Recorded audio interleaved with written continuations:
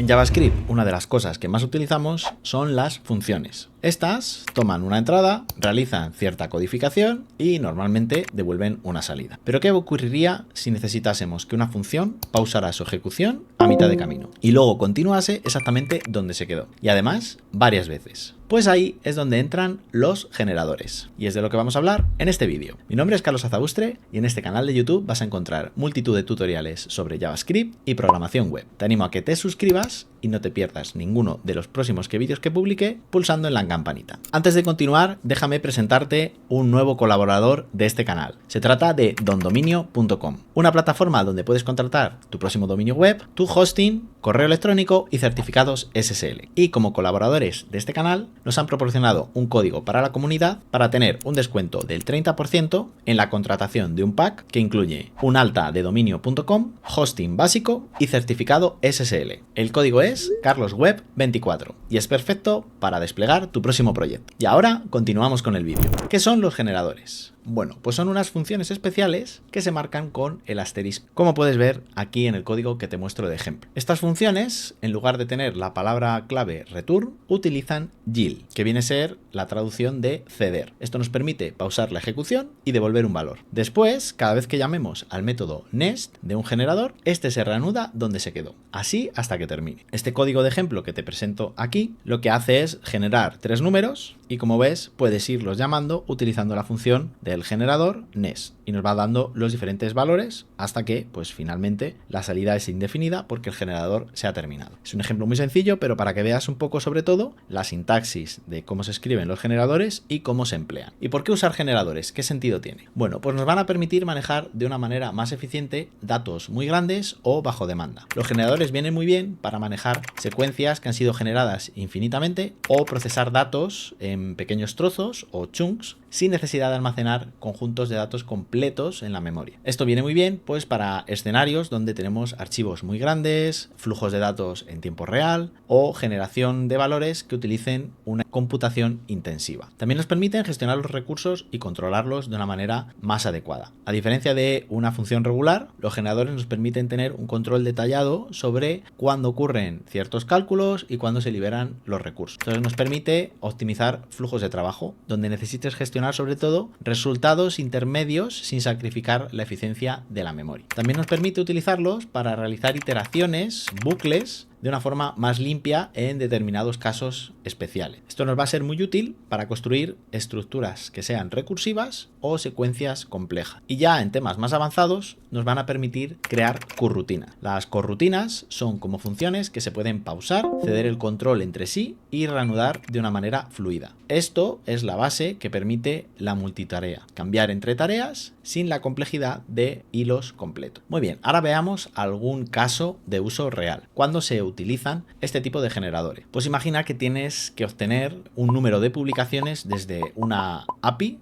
de redes sociales, por ejemplo. Pues en lugar de intentar cargar todas las publicaciones a la vez, con un generador podrías obtener un número determinado de las publicaciones y cederlas, por eso utilizamos yield, pausar y esperar la solicitud de que un usuario diga quiero ver más y con ello reanudar y obtener el siguiente lote y ceder esto. Para recapitular hasta este momento, hemos visto que los generadores introducen el concepto de poder pausar y reanudar la ejecución del código. Nos permiten mejorar la gestión de la memoria y optimizar los flujos que sean asíncronos. Y en JavaScript esto lo tenemos en el día a día. Y si estás trabajando con un gran conjunto de datos, patrones asíncronos o necesitas un iterador, un bucle personalizado, los generadores merece la pena echarles un ojo. Bien, pues si ya has comprendido los fundamentos que tienen los generadores en JavaScript y si no, pues vuelve a ver la primera parte de este vídeo, ahora vamos a subir un poquito el nivel. Vamos a ver algunos patrones avanzados. Por ejemplo, la comunicación bidireccional o lo que se conoce como el two-way, dos vías, utilizando yield. Como hemos comentado al principio, yield es una palabra reservada que se utiliza en las funciones generadoras. No solo produce valores, también lo podemos emplear para enviar valores de vuelta al generador que está en ejecución, utilizando la función generator.nest. ¿Dónde se aplica este patrón? Pues cuando estás creando interacciones de tipo diálogo. El código externo controla el flujo del generador, alimentando los datos de vuelta hacia él. Este patrón que ves aquí te puede recordar muy fácilmente a una interfaz conversacional artificial pues de los típicos chats que tenemos a día de hoy, como por ejemplo ChatGPT. De hecho, si estás utilizando algún SDK de alguna inteligencia artificial para generar interfaces similares a esta, es muy probable que si no lo empleas tú mismo, el SDK esté utilizando generadores para ello. En este ejemplo podemos ver que tenemos aquí unos cuantos GIL, unos cuantos métodos que pausan la ejecución. Cada vez que llamamos a la función NES del generador, nos aparece la siguiente. Y de hecho, pues podemos pasarle a ese NES un valor. En este caso le pasamos Arthur, por eso en la siguiente iteración o la siguiente ejecución de este generador ya podemos acceder a ese nombre y podemos por tanto también recogerlo de la petición GIL. Es un patrón bastante interesante. Otro patrón o caso de uso es poder delegar las ejecuciones con GIL. GIL nos permite delegar el control a otro generador o iterable. De esta manera podemos componer generadores complejos a partir de otros más pequeños y que sean más manejables. Esto suele ser lo habitual en programación, el típico divide y vencerás. Es mejor tener pequeños trozos de código que luego se combinen para solucionar un problema que atacar todo de raíz. De hecho, si trabajas en desarrollo web, sobre todo pues con React, por ejemplo, y has utilizado Redux, es muy común que tengas varios reducers y luego los combines para diferentes partes del estado global de tu aplicación. Pues aquí el patrón sería algo similar. Podemos tener una función generadora, que es esta, que genera números, y otra que genera caracteres, ¿vale? Es un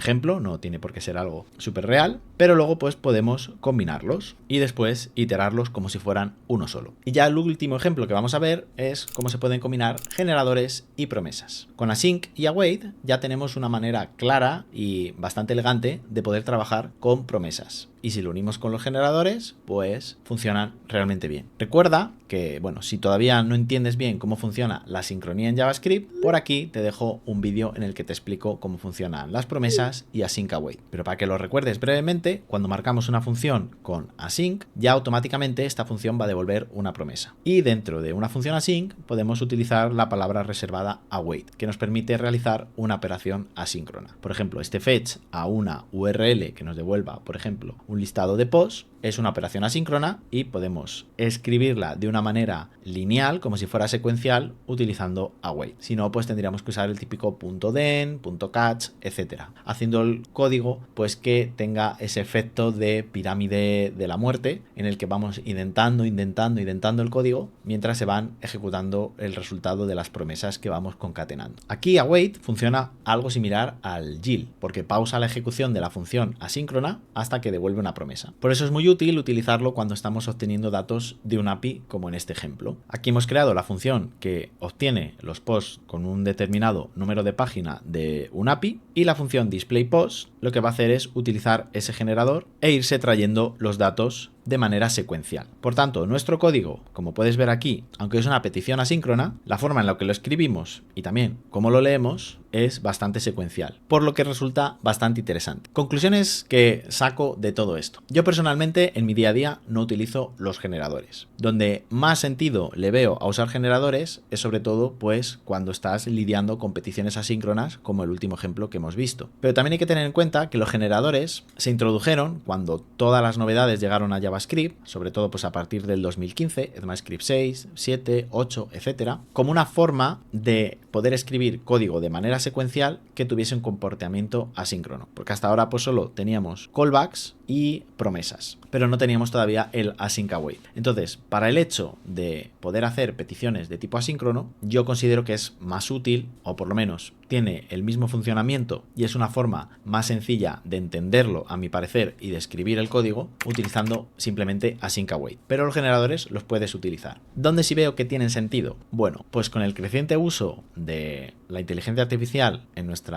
desarrollos, ya no solo para que te genere código, sino para poder añadir esas funcionalidades de IA, ya sea para que te genere texto o incluso algo muy interesante que está trabajando Vercel, que es en que te pueda generar con inteligencia artificial los componentes de tu interfaz gráfica desde el lado del servidor, pues ahí sí que es verdad que si utilizas esos SDKs vas a necesitar utilizar las funciones generadoras. Sobre todo con el segundo ejemplo que hemos visto en este vídeo, que era esta función que ves aquí de Question Generator, ¿no? Que te va generando una interfaz, digamos, conversacional. Pues ahí también puede resultar muy útil de utilizar generadores. Pero sí, es un concepto un poco complicado de entender al inicio y que no está demasiado extendido en lo que es el desarrollo web, sobre todo convencional, aunque sí que es posible que SDKs, bibliotecas y frameworks lo utilicen por debajo. Espero que este vídeo te haya gustado y por lo menos hayas entendido qué son los generadores, cómo se crean y sobre todo para qué se usan. Si te ha gustado el vídeo, no olvides dejar un buen like, comentarme qué te ha parecido y por mi parte nada más. Nos vemos en un próximo vídeo. Chao.